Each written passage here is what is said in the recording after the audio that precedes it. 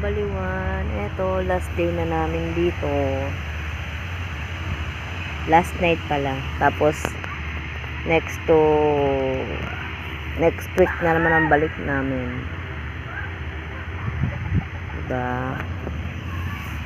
Napaka aliwalas kasi may electric banditech, yun, no? Dami mga visitors, nakakapagod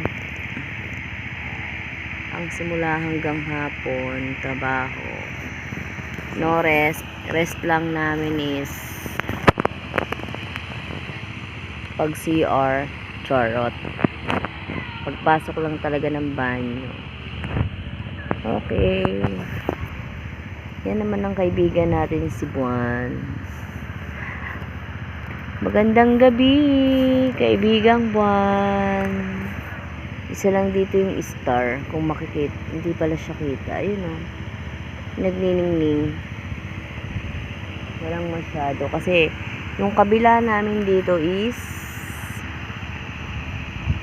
boundary na siya ng Saudi.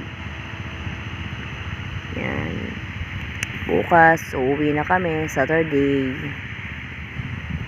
Another day na naman. Oh my God. Pero mga kabaliwan, may tanong lang ako. Bakit kaya may mga taong piling inosente?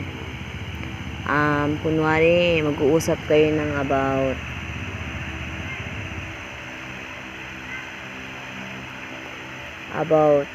about personal life. May mga bagay kasi na pinag-uusapan na hindi naman, kumbaga hindi mo naman kailangan maging magmalis-malisan. Ganun. Dapat, kumbaga, dapat mag-ano ka na, yung totoong ikaw. Ganun ba? Diba? Pero bakit ganun eh?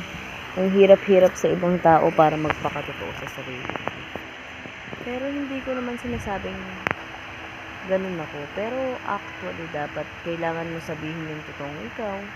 Kung paano, kasi minsan ang hirap yung excuse forward, yung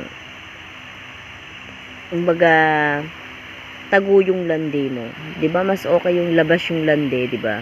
Mas okay yung. So, paglalakad-lakad tayo mga kabaliwan para maiba naman ang ating sistema ng buhay, char. Etach. Yan. Walking. Ayun yung farm.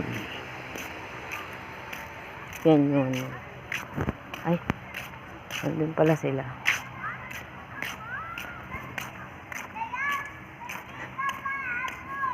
Yung mga taong peke-peke, kapag nakaharap, ang saganda-ganda ng salita sa'yo. Pero pag talikod mo, wala na. Ayun na, yung totoong ugali na nila, ganun. Diba? Bye mga kabaliwan. Good night and good morning sa lahat.